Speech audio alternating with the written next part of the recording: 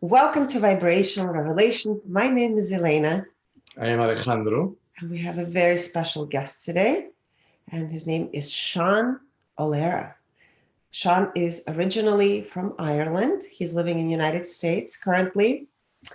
He has several very interesting things in his background: undergraduate in mathematics, PhD in transpersonal psychology, and also a Catholic priest, which he says is from with a smaller letter C. So, Sean, if you could please explain to us what the smaller C is, and then take us on a journey of how you went from mathematics into Catholicism and into transpersonal psychology. Great questions, Elena. And so when I say the small C, I spent 8 years in a Roman Catholic seminary. I was ordained on the 4th of June, 1972. So next June will be my 50th anniversary. I worked as a missionary in East Africa for 14 years. But my theology as such, I learned from the native African mythologies and folklore. And I began to reassess my cosmology and my understanding of spirituality. And so I went, I believe, from kind of a fundamentalist Catholic Roman Catholicism to a kind of a universal spirituality, mystical spirituality. And in that process, as I was, preaching and writing about my new ideas, I fell, in disfavor with Rome. And so on the 4th of October, 2010, which is the Feast of St. Francis, one of my heroes, I got a 2-page letter in Latin from the Vatican telling me that I was being dismissed and that I could no longer represent myself as a Catholic theologian or teach in any Catholic institute, and that the only way I could exercise my priesthood was if I came across somebody who was dying and there was no other priest to hear his confession, I could hear his confession and offer him absolution. And so I went at that stage from being Catholic with a capital C, which meant, part of this organization called the Roman Catholic Church, to being Catholic in the sense of universal, which is what it really means, a universal priest, that I take my priesthood from my incarnation.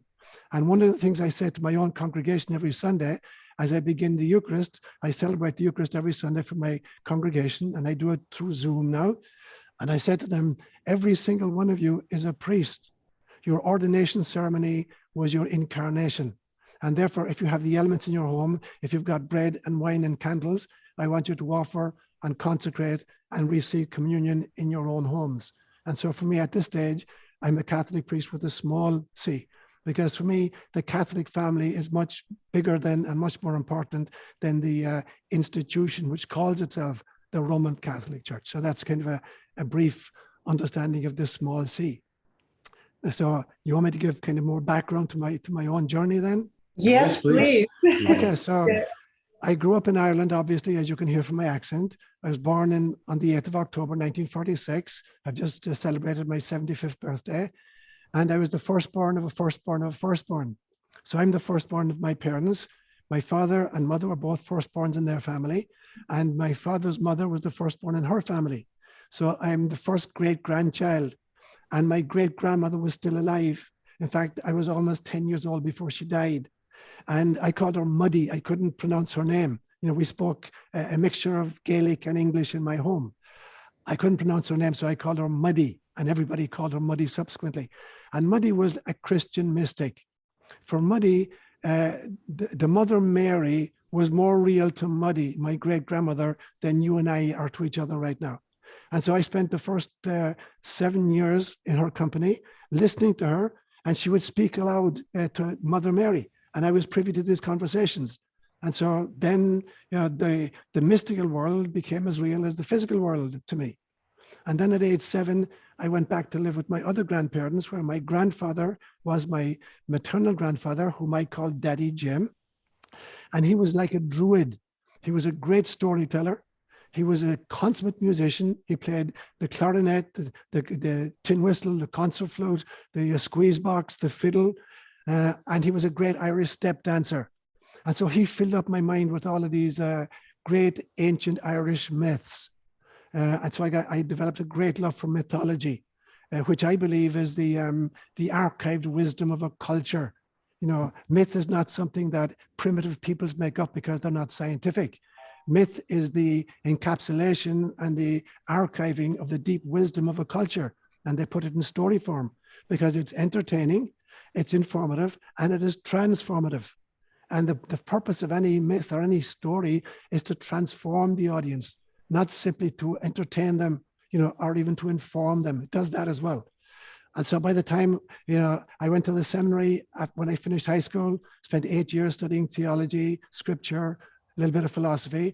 And in the course of that, I went to the National University of Ireland, where I did a double major in pure mathematics and mathematical physics. And then I went to Kenya, spent 14 years in Kenya. And I have a penchant for being thrown out of places every so often. So I was thrown out of Kenya after 14 years because I was opposing the corruption of the government. I had an encounter with the president of the country, who was a member of the Tugen tribe, and I spoke that language fluently. And I approached him at a public meeting because of the corruption that was happening in my area. There was a very bad famine in 1984, 85, and I was bringing in food from outside, 3 lorry loads of food every month and distributing in the villages.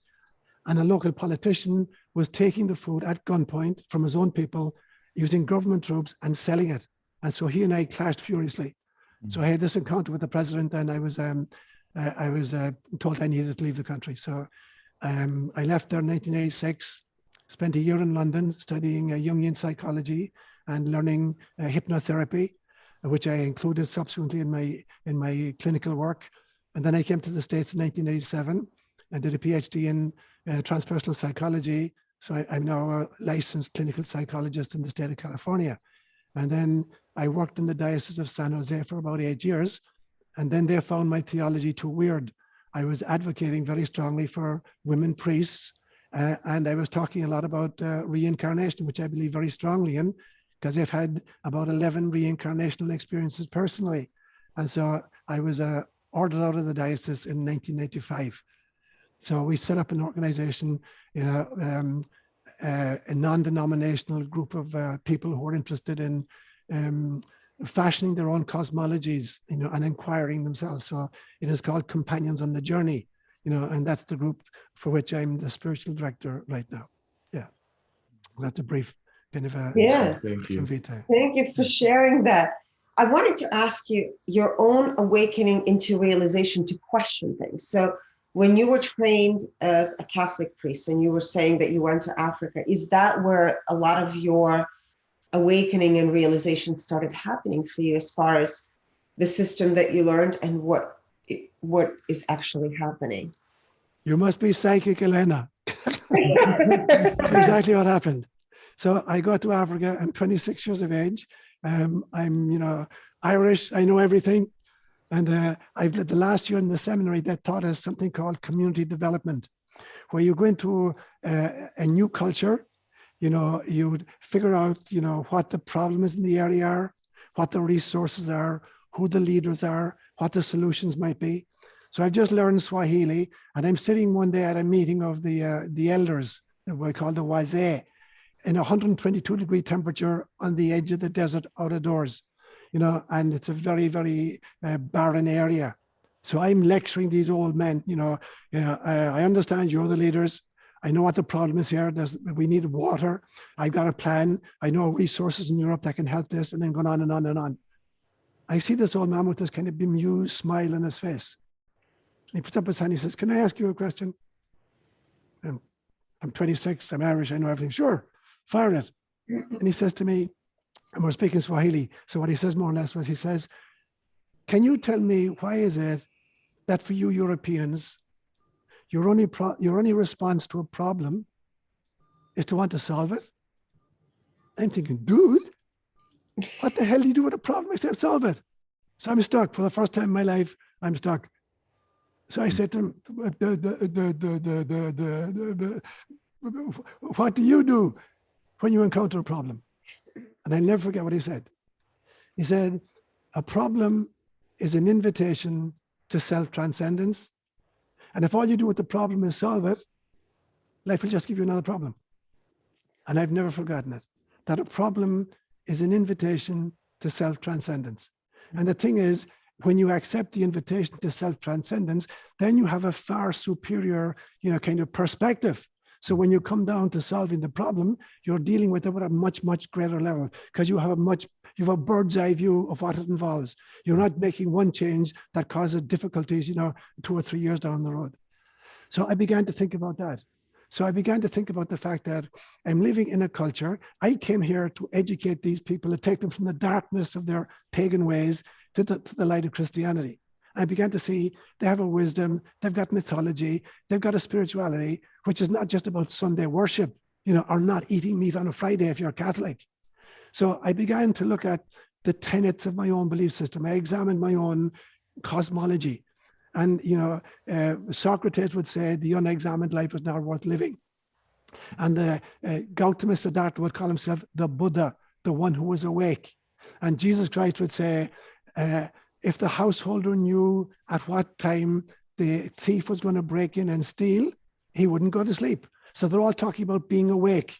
So I began thinking, I need to come awake. I need to examine the tenets of my belief system that have been ingrained in me from childhood and examine them. So one by one, I would take a tenet, something like,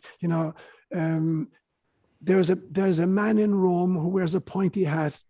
He's called the Pope and he's infallible. Now, if I hadn't been born Catholic, if I'd been born Jewish or Hindu or Muslim, would I believe that? Absolutely not. So I threw that one out. I take a tenet like, do not do to other people what you would not like them to do to you. If I were born Hindu or Buddhist or Jain, and I heard that, would I agree with that? Absolutely. Okay, that goes into a different bucket.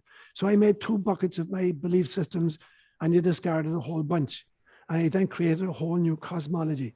So that was the beginning of my awakening. And then, so the first book I wrote, Ukweli Nini, Truth, What Does That Mean? It was my first attempt to create a cosmology, which was kind of the cross-fertilization of African wisdom and my Roman Catholic mystical core, not the fundamentalist doctrine, but the mystical core of it. So that was the beginning, just as you intuited. So you actually posed a huge threat because you started questioning the institution itself. Exactly. And, it brings us to, of course, this is your 6th book, and I want people to see your book, and it's called Setting God Free. And perhaps you can dive a little bit into it, because in this book, you talk about putting God on trial. Right. And you go into how as humans, we've created this sociopathic version of God, right? Where God, and there's very specific things in the Bible, right? In the scriptures where he kills individuals or just large populations. And I'd love for you to talk about that, because it's actually, this is the programming that we're all facing at the moment, because if we're seeing, right, the outside or the so-called God or the universe is violent, then what can we expect from one another? Right. We have personified God, right? Exactly. And so what I'm doing in this book is I divided it into 4 kind of sections. I wanted to kind of put God on trial for crimes against humanity. But in order to do that, I needed to tell people, what is the origin of the Bible? And the Bible developed over a period of from about 950 BCE to the end of the Christian scriptures, about 100 AD. So you're talking about a 1,000-year period of evolution. And it's an ongoing conversation between local communities, and their particular kinds of issues. And so every group is trying to tailor the story to the exigencies of their own situation. So it's influenced by politics, it's influenced by, finances, it's influenced by warfare, all these things. And so the God that comes out is this psychopathic, genocidal tyrant. He starts off by throwing 2 innocent people out of a garden for an act of disobedience. Now, if you look at that one story, for instance, the story alleges that God created Adam and Eve, put them into a garden, gave them all the gifts they needed, and said, but there are 2 trees in the garden you're not allowed to eat from. There's the tree of the knowledge of good and evil. You cannot eat of that tree. And then there's the tree of life that confers immortality. You can't eat that tree either. But everything else you can eat. Broccoli, sprouts, apples, whatever you want, you can eat. Now, they're pre-rational beings, according to the story. They're like 4-year-old kids. They haven't reached the use of reason. And so they can't extrapolate, And so they decide to test it. And what does God do? He throws them out of the garden in perpetuity, and their kids and their grandkids, and then he puts angels at the gate to make sure they can't get back in. If that happened in the state of California, where I'm a licensed clinical psychologist, I'd be mandated to report that guy to the Child Protective Services. Literally. Yes. Two pre-rational kids, and he punished them in perpetuity for an act of disobedience for the situation they couldn't understand because they're pre-rational. They're little children at the stage, and he throws them. That was the first thing. And then he wiped out all of creation except 8 people, because he was really upset with the way people were behaving. And then again and again and again, he has massacres of people. And then he instructs Moses to massacre people, and thinking, this God can't be real. And so I worked my way through the entire, particularly the first 5 books of the Hebrew scriptures, Genesis, Exodus, Leviticus, Numbers, and Deuteronomy. And I created a trial, a prosecution and a defense. And for the prosecution, I brought in a Bible scholar to read us through the Bible. I brought in a clinical psychologist to look at, how I would diagnose this God. He's a manic depressive. He swings between really mood swings. He has impulse control disorder. He's definitely, bipolar. He has paranoid schizophrenia in that he thinks he's God. He inflates his own ego. He's constantly moving between paranoia about being overthrown by other gods and beating his chest and claiming what a great God he is. So I brought in a clinical psychologist, and I brought in a contract lawyer to show that he broke the covenant again and again and again and again. And then I brought in, for the defense, another a Jungian analyst to talk about projection. And I brought in an archaeologist to look at the actual findings. Was there ever an Exodus? Was there ever a Moses? And I looked at another Bible scholar as well. And I brought in a mythologist to explain the meaning of story. So I held a complete trial. And what I found out at the end was that we had the wrong person on trial. This God, that allegedly committed all of these atrocities is a projection of the human shadow. And we can go into the notion of projection if you're interested. It's a notion of Carl Jung. But literally, the God we've been forced to worship and to fear is a projection of all that is dark in the human shadow as individuals, as communities, and as a world species. And so we who were created in God's image and likeness have created a God in our own image and likeness and then feared that God. So that's basically what I'm doing in the book. Mm-hmm. Brilliant. So how would you say, for people that are following dogmatic belief systems, what would you say would be an advice to awaken, to help them awaken to that very programming? The awakening has to do with the substitution of love for fear. Because ultimately, I believe that every little infant is born just with 2 emotions from the moment that the child arrives. The ability to feel fear and the ability to feel love. Now, fear, when it is self-directed, becomes depression and anxiety. And fear, when it's other-directed, becomes anger and rage. And love, when it is self-directed, becomes self-esteem. And love, when it is other-directed, becomes compassion. So now we got 4 pieces. And these 4 pieces combine and permute, and they create all of the virtues and all of the vices. I guarantee you, if you were to archaeologically dig down through any vice at the basis, you'll find fear. If you were to dig down through any virtue, you'll find love at the core of it. So basically, there's this oscillation between love and fear in the little infant. And the greatest fear a little infant has is the fear of not being lovable. Not just not being loved, but being unlovable. And so that's why a little infant cries when mother departs, because the child can't comprehend why this God figure, which is the mother for him, has abandoned him. So why would she abandon him?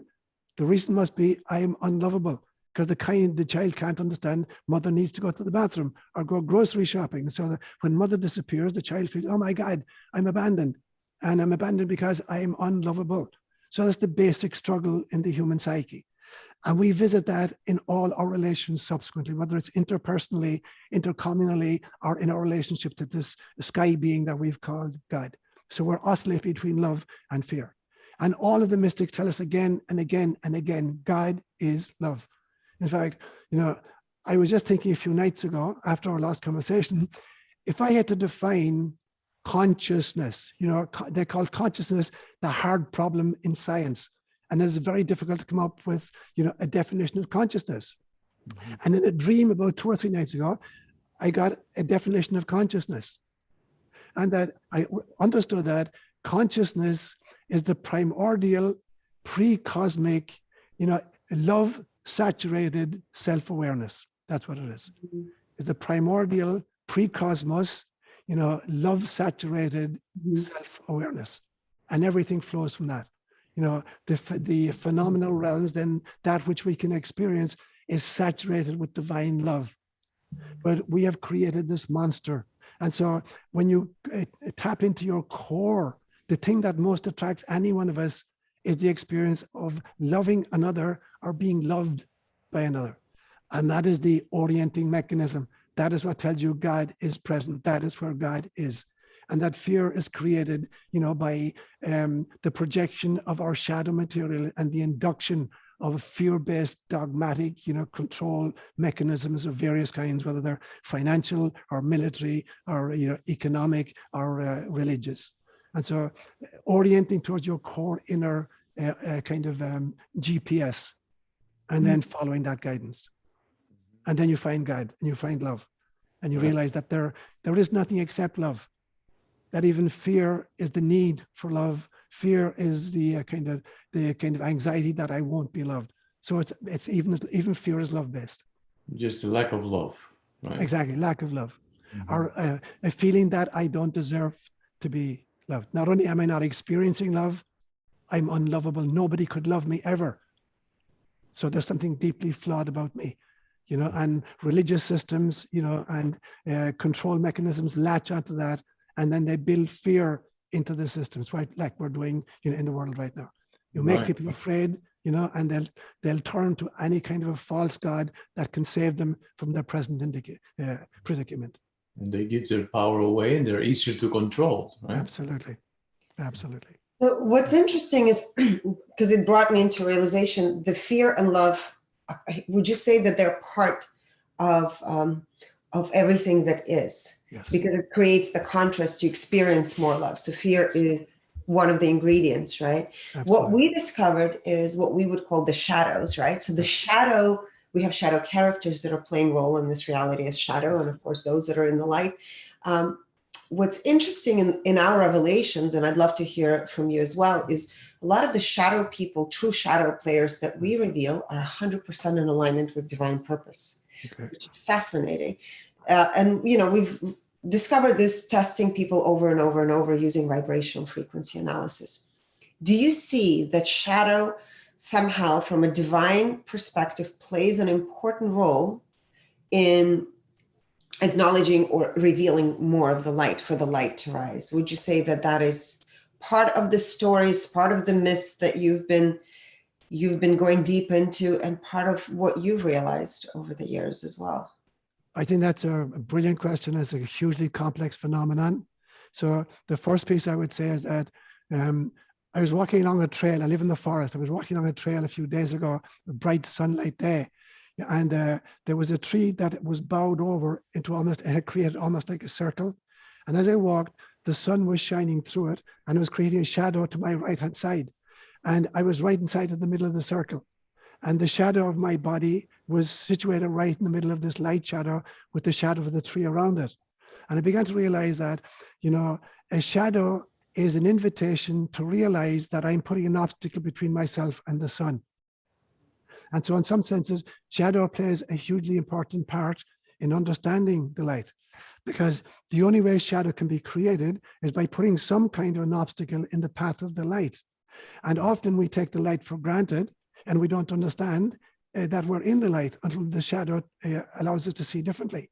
So when you go to a movie theater, for instance, the realization that you must have is this: there's a real film up in the projectionist box that's spinning around, and there's a white light that's shining through it onto a huge screen, 40 feet by 40 feet screen. Now you could go back into the projectionist box and watch the movie one frame at a time, 1 inch by 1 inch, and it will be a really boring way to watch the movie. Or you can watch it on the screen where it's enlarged and projected. But the interesting thing is, the part that you're seeing is the part that's not there. What do I mean by that? There's this white light and you're occluding parts of it by blocking out some parts of it. And it's the parts that are blocked out that are creating the images on the screen. So it's the part where the light does not exist. The part that the light can't get through is the part that's actually creating the figures on the screen. Now, a very famous thinker once called this, he said, he called it creation by subtraction. And the phrase he used was, by limiting infinite possibilities, we create finite realities. By limiting infinite possibilities, we create finite realities. It is by occluding portions and thus limiting the light that we create our reality models. So when you see John Wayne, if you're looking at a black and white movie and there's John Wayne riding across the stage on his horse, you don't see, John Wayne is the part that's not there. John Wayne is the part where the light is blocked out. So you couldn't see John Wayne unless the light had been blocked out. So in some senses, that's the extraordinary value of the shadow. The shadow allows us to see in a way that the light cannot allow us to see. Because if we lived only in love, we would be totally unaware that love exists. If we lived only in light, we would be totally unaware that light exists. It's like a fish in the ocean. It's aware of the wetness, but it has no concept of ocean. It knows it's wet, but has no idea that there's an ocean. So if we lived only in light, we would have no idea what light was. So shadow, by limiting infinite possibilities, we create finite realities. What you're seeing on the screen is the part that's not there. And without that, you wouldn't be able to kind of now transcend and see what actually is there, which is only light. So that's the function, in some senses, of the shadow. That's beautifully said. Yes. Makes total sense that the contrast is extremely important to actually experience, Right. Its own divinity, I would say, for the light each of us. to its fullest extent. So I would differentiate. Sorry, Go ahead. Yes. I would differentiate them between kind of two philosophical terms, phenomenology and ontology. Ontology is the branch of philosophy that deals with reality, what is real. And phenomenology is the branch of philosophy that deals with what can be experienced. And for most of us, we conflate the two. We think phenomenology is the same as ontology, that what we experience is reality. And it is not. If what we experience is a tiny subset of reality. It's the reality that's delivered to us by our sensorium and by this tiny little 3-pound computer we carry between our ears. That's the little tiny slice of reality that's captured by our sensorium and by our scientific equipment.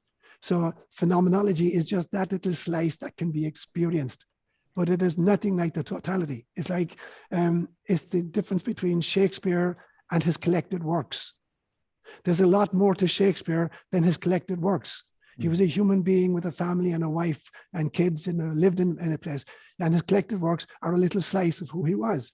So by reading the works of Shakespeare, you only get a tiny impression of who Shakespeare was as a person. So phenomenology is to ontology as the collected works are to the man himself. And so we keep making the mistake that, the reality that our sensorium delivers to us is the total reality, and it is not. So there are like three levels to reality.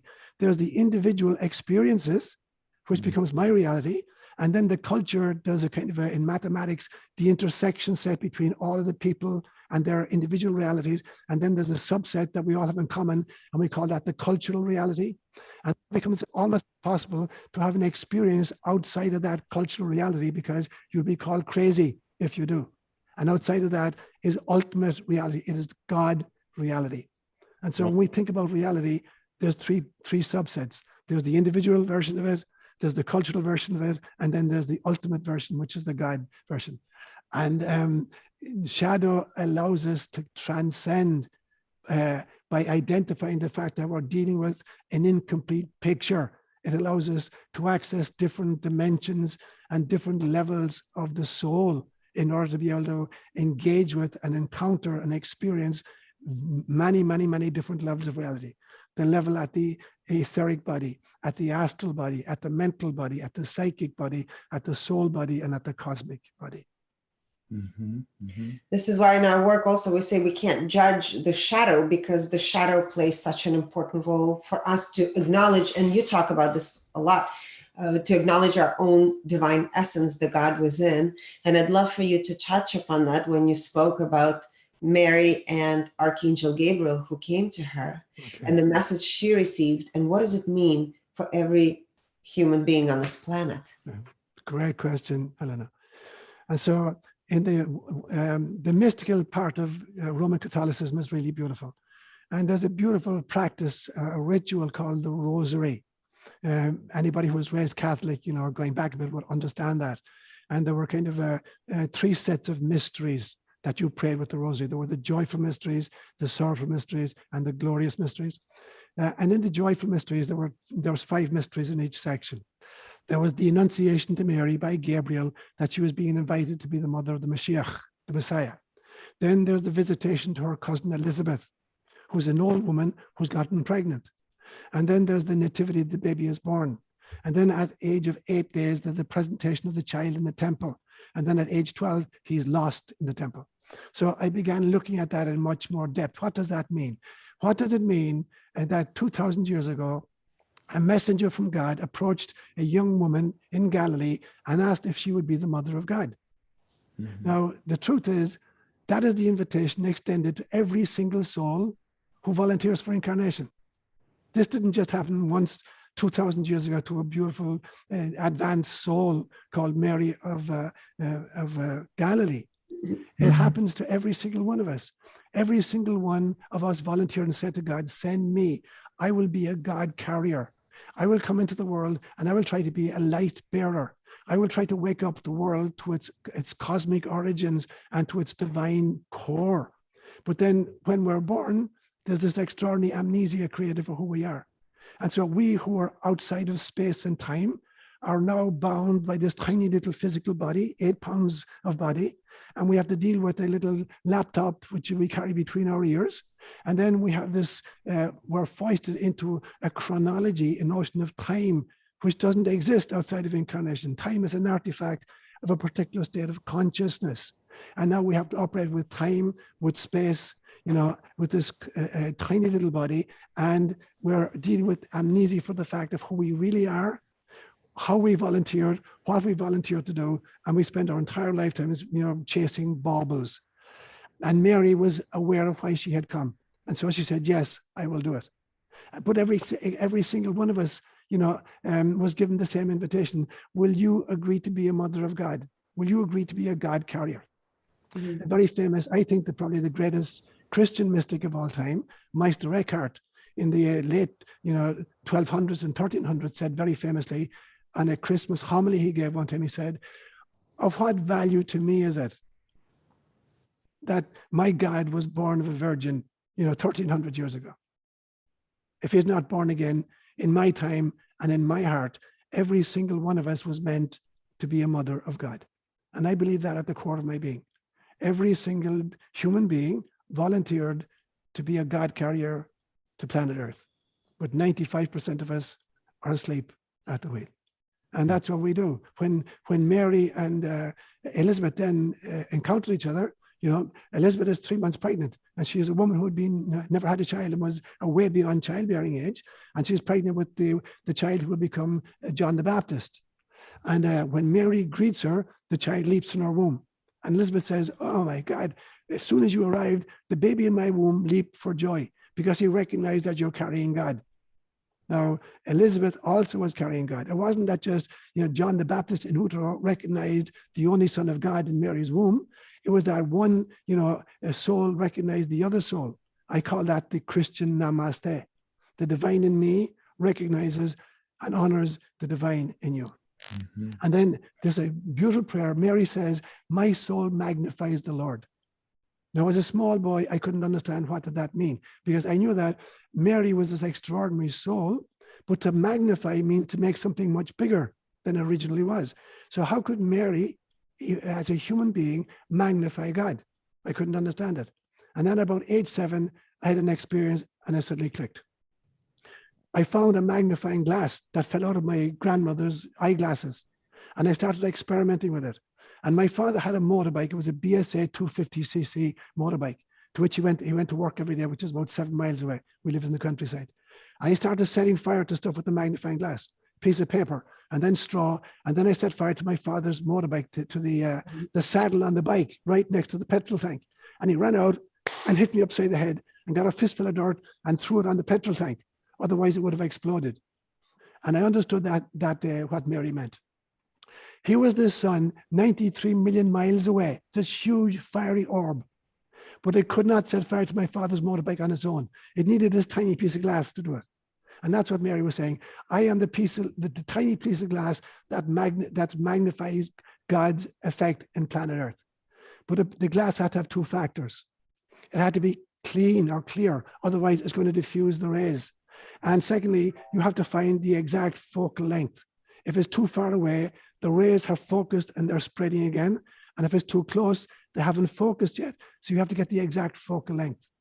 So that means that you have to be in the exact right relationship with everybody in your life at every stage of the relationship, because it changes. The focal length of your relationship with an infant is different from the focal length of your relationship with the same child at age 2 or age 10 or age 15. And so that was the greatness of Mary, that for all the people in her life, she knew the exact focal length of her baby to adopt with her baby. And there's this fascinating thing that when the mother is breastfeeding her baby, the actual focal length of an infant's, a neonate's eyes is the distance between her nipple and her eyeball, the mother's. So the child is born with the exact focal length while it's nursing to focus on its mother's eyes. That's what it means to magnify God. And so when I think of Mary, I think of her not as a kind of a once off, but as the prototype, the one who woke up to the realization of the purpose of incarnation, that every single one of us is meant to be a God carrier, and that she represents that as did Jesus, that is our, that's the only reason we're here, to wake ourselves up, to wake each other up, and to wake the planet up. Mm-hmm. And that stems from thinking of God as an unlimited being, right? And instead of personifying God. What is your definition of evil? You somewhat touched on, and what is truth, and how can one identify truth? Okay, that's brilliant. So let me take them in reverse order, Alejandro. Yes. I have my own definition of truth. For me, something can be factual, but not true, and something can be true, but not factual. So my definition of truth is something is true if it transforms me and aligns me with God. And something is ultimate truth if it transforms me radically and aligns me permanently with God. So truth then is about transformation. It's not about factoids. So for instance, the Dow Jones is whatever it is today. I have no idea what it is. If I were to tell you what the Dow Jones today is, would you be radically transformed and become an enlightened being? I doubt it. So that's just a factoid. So it may be a fact, but it's not true. It has no power to transform you. Now, something can be fictitious, but radically transformative, like the story of the Good Samaritan, where Jesus tells the story of a Jewish man who's on his way from Jerusalem to Jericho, and he gets mugged and he's left dying on the side of the road. And a Jewish priest passed by, sees a fellow Jew dying on the side of the road, but he can't touch the body, because if he touches the dying person, he's unclean and he can't enter the temple and perform his duty. So he passes by. And then a Levite comes by, they're the temple police, and he's under the same restrictions. He passes by and leaves his fellow Jew at the side of the road dying. And then a Samaritan comes, who are the sworn enemies of the Israelites of the time, and he sees this Jewish man. He tends to him, he pours oil into his wounds to cauterize them, puts him on his own donkey, takes him down to Jericho, checks into an inn, tends to him. He has to go away on business. He says to the innkeeper, look after this man and I'll pick up the tab when I come back. Now, if you're listening to that story and you said, there's something fishy about this story, I don't think this ever happened. And you go to the temple and you check it out with the priests. Did any of you guys go down to Jericho in the last few weeks and encounter such and such a situation? No way. And you go to Jericho and there's only 6 inns in Jericho. And you ask every innkeeper, did this situation occur? And they said, no, absolutely not. So you come back to Jesus and say, that was totally made up. Maybe it was made up, but was it true? Absolutely true. Because everybody who heard that story was totally transformed. They realized that your neighbor is not just your fellow countryman, or the person who votes the same way that you vote, or the person that has the same skin color as you. Your neighbor is all sentient being, and particularly those who are in distress of any kind. So that's my definition of truth. Now, to apply that then to kind of the problem of evil, what is the source of evil? To give a quick definition, and then I can illustrate it with some kind of analogies or metaphors, if you wish. For me, evil is the emergent result of free will decisions to make selfish choices. So again, every one of us is born on a spectrum of service to self and service to others.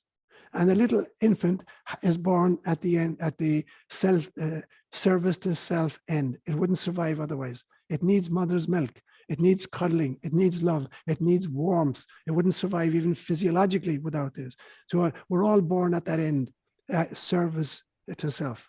But we're meant to move through life over the 50% line into service to other people, which is compassion for us, fellow sufferers. Now, if we keep making selfish decisions, we get stuck. And then evil becomes an emergent phenomenon. Now, that's an important word, emergent. Emergent means it didn't exist in the original. It was the result of the misuse of a beautiful, opportunity that God gave us. And that opportunity was free will. Now, again, there's a big difference between free will and freedom. Free will is the ability to do as pleases me. Freedom is the ability to do as pleases God. And so the only truly free person is the person who constantly makes choices for love. Selfish choices are indications that I'm exercising free will for selfishness reasons. And if I keep making selfish choices, exercising free will, I never encounter or I never reach freedom. And so evil then is an emergent phenomenon. It's not built into the original. It emerges from the constant use of free will to make selfish choices. And selfish choices inevitably lead to greed and jealousy and violence and warfare eventually. And so it's something that emerges but wasn't built into the original. It wasn't God's plan, that there be evil in the world to kind of test people in some way. So if you're interested, then I can come up with a few kind of analogies to illustrate that. So would you differentiate then the shadow, which is Right. part of the plan, Right. versus the evil? Yeah. So for me then, shadow is, I wrote an essay one time that I called Temptation, the Royal Road to Enlightenment. And so the question then becomes, how do we use shadow material? Shadow material is an invitation to exercise discernment. So it's a very important human kind of faculty. In fact, when Ignatius of Loyola founded the Jesuit order back in the 1500s, and he was training priests to be spiritual directors, he said, de discretione spirituum. This is the primary faculty you must exercise, the discernment among spirits. So discernment is the faculty that allows us to begin to make choices between, the opportunities afforded us by the shadow. And in the absence of the shadow, we may not be able to develop that faculty. If there weren't choices among which we have to make, there would be no ability to make, to exercise discernment or to kind of fine tune compassion. If everybody existed in love and there were no suffering of any kind, there would be no opportunity for developing love or compassion for anybody. And so it needs some kind of apparently less than perfect arrangement to allow us to overcome, our own fears and our own anxieties and our own antipathies, and to exercise discernment and compassion in order to access the love which is at the core of everybody and everything. And so, yes, shadow is a vitally important element in developing discernment and compassion. Now, it doesn't mean that when we act out the shadow and we murder millions of people, that we're good people, because every soul gets to kind of deal with the shadow material in its own way. So this is not to justify what the Hitlers of the world did. It is to say that, situations arose in which, people had the opportunity to respond in various ways to what was happening around them. And so I think, for instance, that, as we incarnate, every single soul only knows three things as they incarnate. And we come in cohort groups, I believe. Every soul needs, I know my own personal history of previous incarnations. I know how I've behaved, the successes and the failures of previous incarnations. So I know who I am as a player in this new drama, or that this is going to be a brand new drama. Secondly, I know that the histories of all of the characters with whom I'm going to be, sharing the stage. I know how they've behaved in previous incarnations. I know I'm going to be part of a troupe of players, some of whom are very, very poorly defined and poorly evolved souls who have had a penchant for acting selfishly and even violently in past incarnations, and are probably going to do the same thing in this incarnation. I know that as a real probability. And I know, thirdly, that my mission is to wake myself up fully during the incarnation, to help wake up my brothers and sisters, and to help to wake up those who are, kind of committed and caught with their own shadow. And so I mean it. I realize that I'm dealing with shadow material, but that is not to justify the decisions that some of these people are making, genocidal decisions that these are making. So then people, they're playing a shadow role as of being extremely selfish, to just, it's only their main focus is about service to self, right? Like you were saying. Are they also coming from God, which is love? They're also coming from the same fountain of love? I think they're coming from the same fountain of love, but incarnation, as I say, creates this amnesia for all of us for who we really are. And so being born into the service to self, into the spectrum, every one of us will start out there. And for a lot of souls, they haven't progressed beyond that place in previous incarnations. So what they bring to the game is like the reality that they're probably much more likely to continue acting out from that end of the spectrum than other ends of the spectrum. And the rest of us still say, okay, I will still agree to be part of a drama in which they're very, very likely to play the same kinds of roles and do the same kind of violence as they did in the past. And I will hope, however, to wake up other people up to the realization that this is not what it is all about. And that hopefully I could be an influence even on those dark souls to make some kind of progress. And since, we're time-bound in incarnation, we make glacial progress in the course of an incarnation, in kind of waking those kinds of souls up. But we're committed to doing it on an eternal basis, because there is no such thing as time when we step out of incarnation. And so we go back to source and we do a kind of a review and say, how well did we do? Every single soul will make the review. And God will say, okay, there are lots of more opportunities of growing from selfish service to self to service to us. Do you want to make another shot at it? And I like to take this parable of Jesus where he says famously, there is more joy in heaven over one sinner who repents than over 99 that don't need repentance. I take that very seriously. So what I say is there's more joy in heaven about one soul who volunteers for incarnation than 99 souls who don't want incarnation because it's too tough and they prefer to remain in the love. And so in some, yeah. But if we all come from love, first I wanted to say, based on what you shared about the shadow players, the people that play in the shadow role. So that means that at one point we all have played a shadow role, right? Yes. Definitely, one way or another. That's I think is a given. And then, how is it that a God that is all love is requiring us to repent in heaven? Because that stems from judgment in a way, right? So we are never judged on the other side. It's a self-judgment. It's a kind of looking at the difference between who I am and how I've acted. And there's nobody pointing and say, look, here what you did. So judgment is always self kind of evaluation.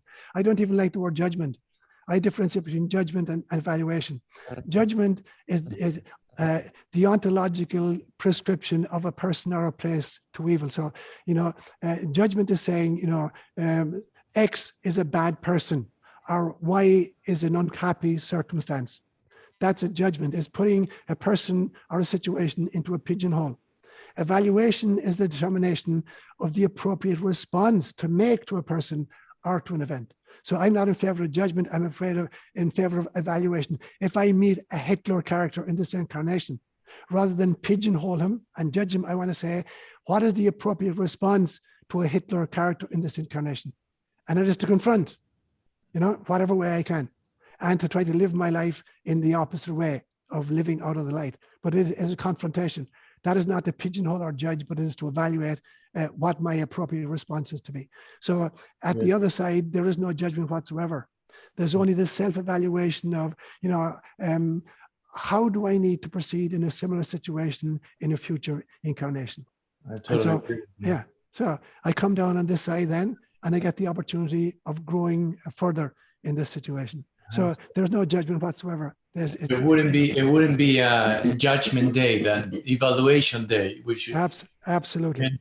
Right? What's fascinating is we've tested, actually, for example, we've taken people who have committed massive crimes like Hitler, or we did test Ted Bundy, and we've discovered that, let's say, if a Ted Bundy vibrates at a frequency of 20 or 10 out of 1,000, but then you add Ted Bundy is God. Yes. The frequency goes to 1,000. Right. Yeah. So, and it's the same for every person we test. Exactly. And it just confirms that every single being plays an important role in this reality, and we're here to wake each other up. Right. Exactly. From the deep sleep, from this amnesia that you were talking about. Mm-hmm. And the other question I have for you about this idea of heaven, actually, we talked about it yesterday with Bruce Lipton. I'm so curious to know, because so many people say, why am I here at this time? I have amnesia. I must have had amnesia of why I volunteered. And for me, I always say, I'm grateful I'm here. I love life. And I feel that if you love life now, I can't imagine that it will be even better. Having an experience on the other side will be greater or better. And perhaps heaven and earth is here and now for all of us. And it's an awakening to recognize that, right? So would you say that heaven that so many religious scriptures talk about is an illusion? Absolutely. It's great. Brilliant. I love it. And so it's fascinating that when I was teaching in Swahili, I would use a phrase which is it's a pun in Swahili. You can hear the pun, the kind of in the pun itself. I would say, talking about heaven, Mbinguni si mahali bali ni hali. So you can kind of hear the alliteration even without understanding Swahili. Mbinguni si mahali bali ni hali. In translation, it means heaven is not a place, it's a state of mind, which it literally is.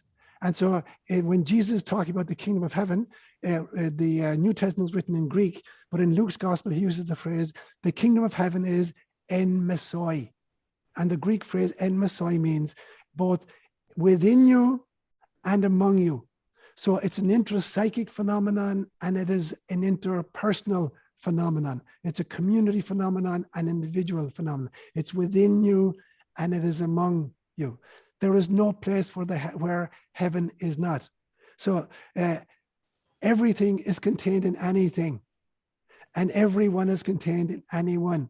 I say sometimes there's only one human being. I call it Homo originalis. That in the same way that, when a sperm meets an egg, it creates a single cell. We call it the zygote. And then it splits in 2 and 4 and 8 and 16, 32, etc. And so now you've got 70 trillion cells in your body. But every single one of them contains all the information necessary to build you. But some of these cells have specialized, and they're eye cells. Some have specialized in their kidney cells. Some have specialized in their teeth cells. Yeah, but you can extract the DNA from any one of these cells and rebuild Alejandro or Elena. Now, I believe the same thing is true of the human family. You take any human being on the planet, and if you could extract their DNA, and I don't mean the chromosomal DNA now, I mean the spirit, the God essence within, you could recreate Homo sapiens sapiens, and even what I call Homo spiritualis, which are human beings who have awakened to their inner divinity. So there is nothing which is not God. But God needs to experience. And so let me use kind of an example from, again, my life in Kenya. I went to Kenya and I was working with peoples who, up to 1963, Kenya got its independence in December 12, 1963. Lots of the peoples of Kenya were nomadic pastoralists. And I got to work with 3 different tribes of people, Kalenjin peoples, who had been nomadic pastoralists for thousands of years. You know, camels and goats and sheep and cattle, and they wandered around looking for pasture. And now the government was forcibly settling them, but these peoples had no agricultural knowledge whatsoever. And so part of my job was to do elementary agriculture with them. Now, I lived in an area where we got just 2 months of rain every year. You know, a torrential rain for July and August every year. And then the rest of the time it was dry and temperatures like 120, 122 Fahrenheit. So I'm trying to come up with an agricultural model which can be sustained with 2 months of rain. So we started growing millet and mahindi, maize kernels. And I'm trying to teach them very, very basic elementary agriculture. And so they'd go out 4 people in a row. And the first person would go out with a little stick and he'd dig a hole in the ground every 6 inches. And the second guy is walking behind him and he's got a bag of maize kernels and he drops 2 kernels into each hole. And the third person, if the family can afford it, and not every family could, has a bag of artificial fertilizer, powder fertilizer, and a spoon. And he drops a spoon of fertilizer in on top of the kernels of maize in each hole. And the fourth guy goes on and just covers the hole with his foot. And they're walking along in a line. And then after about 6 weeks, because it's raining now, the maize is about maybe 15, 16 inches high. And they'd go out and they'd weed it. And then after about 2 months, it's like 3 feet high and they'd weed it again. And at the end of 3 months, they'd harvest it. And I'd bring them in for seminars. And I would say to them, if you had to make a choice between either fertilizing the maize or weeding it, and you want to maximize your harvest, and for some reason you're not able to do both, which is the more important, the fertilizing or the weeding? And for the first few years, they were just guessing at the answer. Subsequently, they knew. It is far more important to weed than to fertilize, because fertilizer gives growth to everything in the vicinity. You've got weeds and you've got grasses and it just smothers the maize. So weeding is even more important than the fertilizing. And I would say to them, that is what Jesus Christ meant when he said, love your enemies, the shadow people in your life. Because you've got 2 kinds of people in your life. You've got the weeders and the fertilizers. The fertilizers are the people who love us unconditionally. But if we only had fertilizers in our lives, we'd all become total narcissists. We'd never leave the service to self end of the spectrum. We all need weeders in our lives. And even if they take great joy in pointing out our inadequacies, or even if they exaggerate them wildly, they're pointing to something that would be good for us to look at. And so every one of us is going to experience weeders in our lives, and we are going to be weeders for other people's. So it's not like we're the shining lights, you know, and the others are the shadow figures. There's shadow material in all of us. So every single one of us is a weeder for somebody else. So the thing becomes then, you know, can I learn from the weeders and learn from the fertilizers in my life? So the shadow people, in some senses, are the people who allow us to weed, you know, in our own lives. Mm-hmm. So beautifully said. Yes. I said once, we are all light workers. Absolutely. Some are turning it on and others are turning it off. You know? And I think it's a dimmer switch, Alejandro. So it's not just on or off, you know, that person is completely black or completely in the light, but there's a dimmer switch. You can decide the level of luminosity. So enlightenment for me is a dimmer switch. Yeah. You know, I don't think there's anybody, you know, who's fully enlightened. There are people who are very, very near it, you know, very near it. But, you know, to reach full enlightenment is to kind of leave the wheel of karma. Unless you take a bodhisattva vow and decide to come back like a Jesus figure or a Buddha figure, because they have no karma to work out, but they're trying to wake up the rest of us. But so for me, it's like a dimmer switch. So how far up the dimmer switch are you prepared to push the luminescence? That's excellent. It sounded like you were describing consciousness when you were describing God in a way. Yes, absolutely. It's everywhere and everything is God, and everything is consciousness as well. Fabric of the universe, yes. Yeah. Which brings us into right now, as a collective, I think we are experiencing this absolute split. It is so obvious, whether it's happening in your personal home or your friendships, or just look at the state of the world period, right? People have split into 2, but you're talking about that there's 3 types of humans. Yes. And I'd love to hear about that. Okay. So I live on a mountaintop in the middle of the forest. My nearest neighbor is about half a mile away, and then the next one is 2 miles away. My nearest neighbor is my own soulmate. She's my best friend, and she's also my homeopathic physician. But apart from that, I can't see houses anywhere. But there's a creek that runs through my property called Pina Creek. And it's about 500 feet below my home. And I spend a lot of time down there. And before my dog died, she and I would go trekking down there regularly, and I would sit at the side of the creek. And I would have these extraordinary experiences, interdimensional experiences. And on the 12th of December in 2012, I was sitting at the banks of the river, and this being, I could suddenly see this being sitting to my left. And he was chewing on a blade of grass. He looked like an old farmer chewing on a blade of grass. And in my mind, I knew he was debating, should I or should I not tell him a story? And telepathically in my own, I picked a blade of grass myself. I started chewing it myself. And the two of us are sitting side by side, chewing on blades of grass. And in my mind, I said, yeah, tell me a story. He turned to me and he said, okay, I will, out loud. And he told me this fascinating story. And I subsequently wrote it. I called it The Gardeners. And basically it was a story about a garden, a very, very barren garden that was just a rock, basically a rock, discovered by a gardener from a different planet who came down and he brought earth there, and he created an atmosphere around it, and he planted some phlox material there, and he weeded it and he watered it, and he came back again and again, and he genetically modified it over the years. And finally, they had this beautiful garden that was growing all kinds of flora. And at one stage, he genetically modified it, and it began to create fauna of various kinds, winged creatures and creepy crawlies and marine life and stuff like that. And then he said to me, at this stage, I've done this many, many, many times on many, many different planets. And this is the stage where it gets very interesting, because I can never predict what's going to happen once fauna emerge from the flora. What's going to happen? Because, it's different on every planet I've tried it. Sometimes it's really successful, sometimes it's not. And so he said, I came back to this planet, and I helped the fauna develop until finally it threw up a life form, Homo sapiens, that was capable of recognizing its own divinity. But it couldn't recognize the divinity of all other creatures. And that's the bifurcation point. That's in every planet, that is the telling point. That is what is going to happen here. Are they going to destroy themselves out of their greed and their violence, ecologically, or through some kind of a nuclear holocaust? Or will they break through into what Nikolai Kardashev talked about, a type 1 civilization or a type 2 civilization or a type 3 civilization? Will they make the breakthrough, or will they destroy themselves? And I can never predict what's going to happen. And he said, I'm seeing right now on planet Earth that there's a trifurcation happening. And the names I've given to them, one of them is Homo artificialis.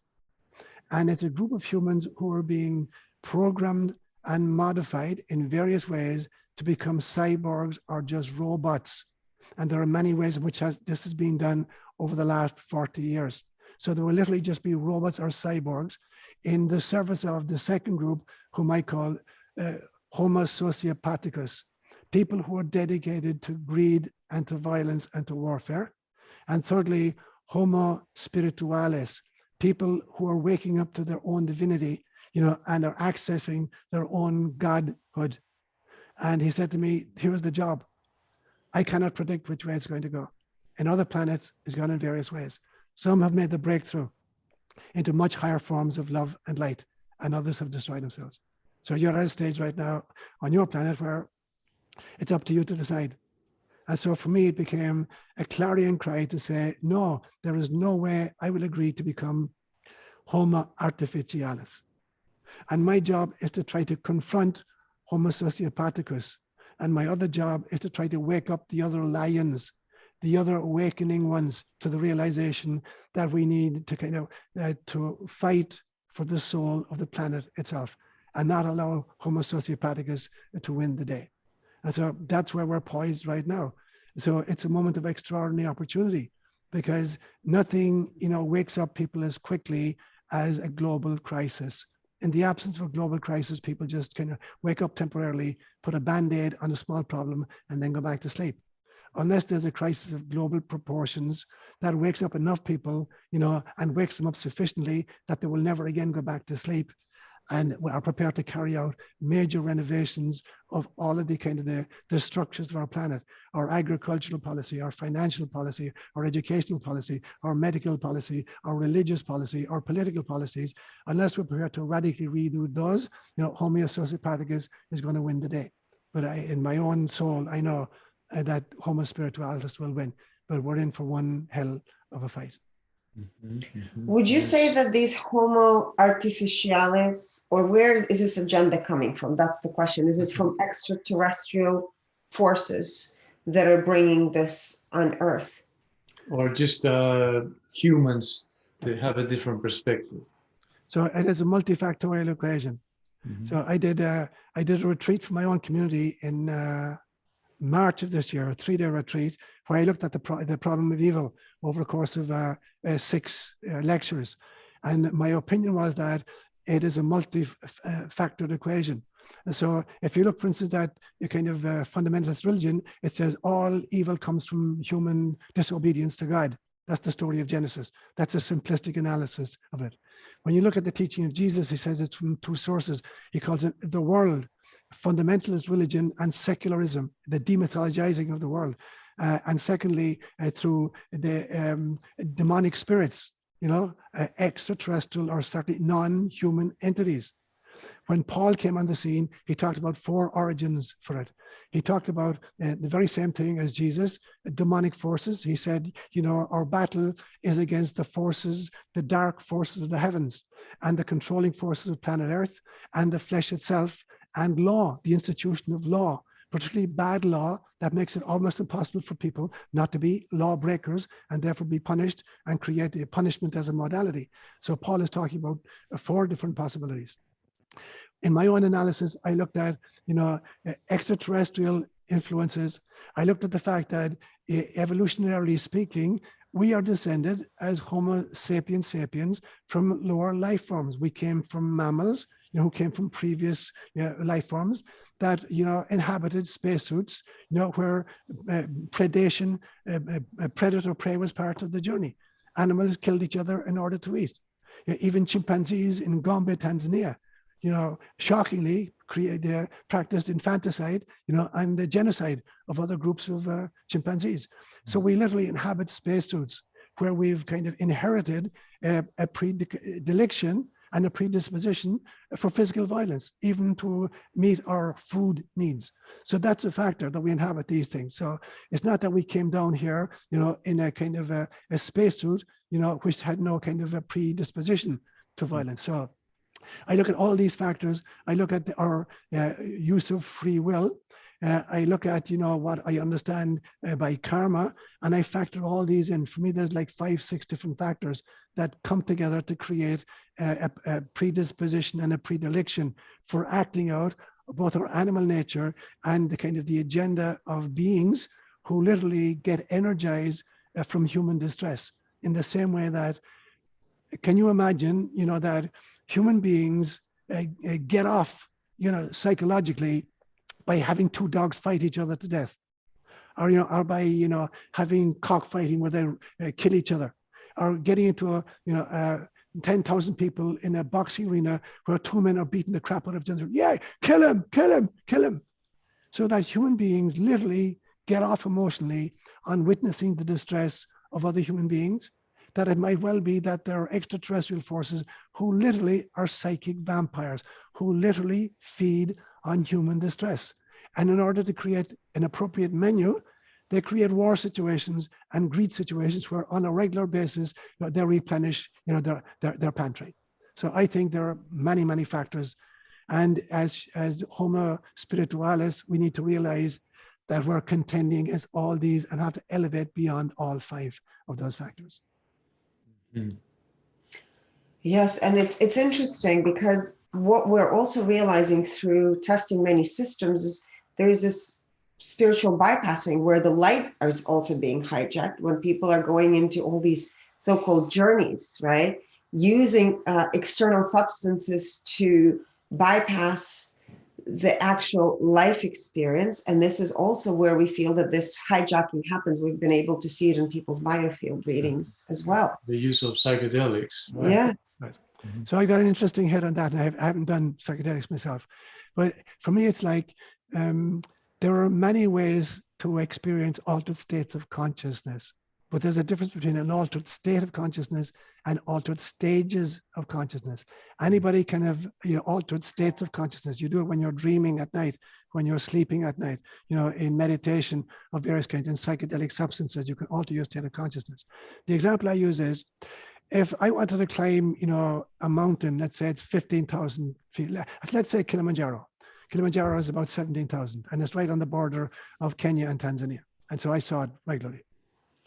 Suppose I wanted to witness the view from the top of Kilimanjaro.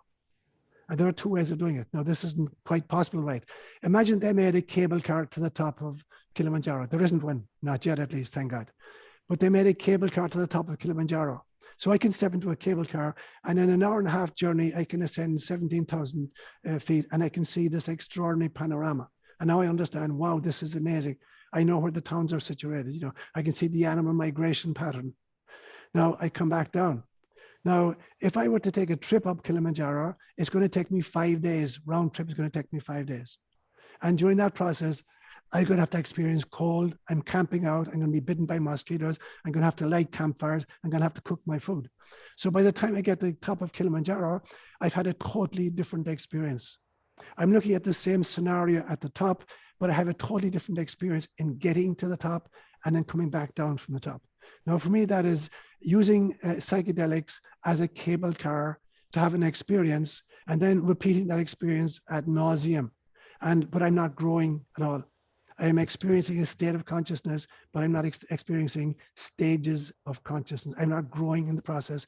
I'm simply, experiencing the same state again and again and again with no growth. So that's, I think, maybe as a once-off, or kind of to alert people to the fact, yes, there are different, states of consciousness. There are different dimensions, and they can be accessed. But the way to grow is to access them through maybe meditation or time spent in nature. It is not to do it artificially, because artificial, methodology isn't going to change you as a person. It's only going to give you a kind of an experience until finally the experience kind of wanes, because you need more of the substance to get the same output. Mm-hmm. It's not transformational in a way. Yeah, it's not transformational. Yeah, it's informational in the sense that you've got data bits and you've had one experience, but it is not an experience that's likely to kind of change your life in perpetuity and make you a different person in your day-to-day relationships. Mm-hmm. Mm-hmm. Beautiful. So to conclude, what would you say your advice would be to humanity at this time to access their own divinity? Okay. So the first thing I think is spending quality time around little children, and particularly children between ages of maybe 2 to 5. Because their experience is driven by their imagination. And again, I have a very different definition of imagination. Imagination is not the faculty that allows us to make up stuff that's not real. That is not imagination. That is fantasy. Imagination is the ability to volitionally change my state of consciousness, access different dimensions, interact with entities and energies that reside in those different dimensions, learn from them, and then bring that learning back and cross-fertilize it with this waking state of consciousness. Kids do that naturally most of the time. And so they join in children's games, not patronizing, oh, nice boy, tell me what you're doing, to actually get into the same space that kids get into. And it's harder for us adults. And so it's not about patronizingly kind of pretending to indulge their fantasy, because it is not a fantasy, it's imagination. So spending quality time with kids and saying, if you can surf the same wave that the child is surfing right now, that's the first piece. The second piece would be spending quality time in nature and realizing that there are beings all around us whose sensory range is far, far bigger than ours. Snakes, for instance, can see into the infrared range that we cannot see. Bats can hear up to 100,000 cycles per second. we can only hear up to 20,000 cycles per second. So you take the range of the human sensorium, and there are beings out there who have much more extensive ranges in their sensorium than we have in ours. So watch them doing what they're doing. So time spent in nature is very important.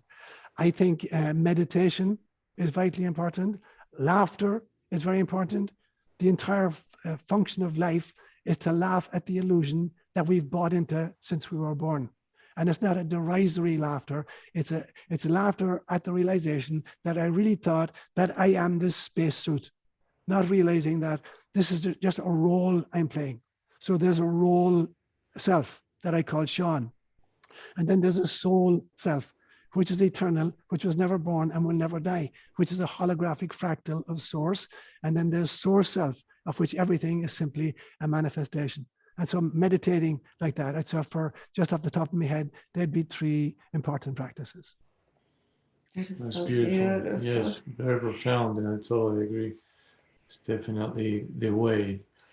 I love it. I always say that to me, I say imagination is a huge part of being creative. And I love that you said that being with children, because oftentimes I'll say to people, connect to your childlike essence, because that is your true essence that will take you to the magic and beauty of what is.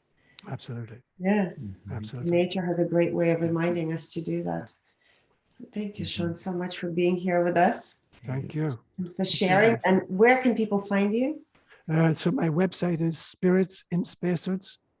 All one word, spiritsin spacesuits.com. It's because we are spirits in these spacesuits. Yes. These are just costumes we wear for the purposes of playing a particular role in a particular incarnation. So we need to disidentify with this and re-identify with the source self. So my website then is spiritsin spacesuits.com. That's wonderful. And I know that your book, people can purchase it from your website, but also Amazon, right? Yeah. Yeah. Amazon is probably the easiest because there are 2 versions. There's a kind of what do you call a Kindle version. I think it's about $6.99, and then the print version I think is like $22.99. Yeah. Okay. It's Well, beautiful. it's beautiful. Yes. Thank you so much, Sean, for this wonderful conversation, and we look forward to seeing you again. God bless to you guys, and a big thank you for the work that you guys are doing in our world. You are definitely part of Homo Spiritualis. So keep waking up the other lions. Yes, thank you so much. Thank you. You too. Appreciate you. Thank you. God bless you.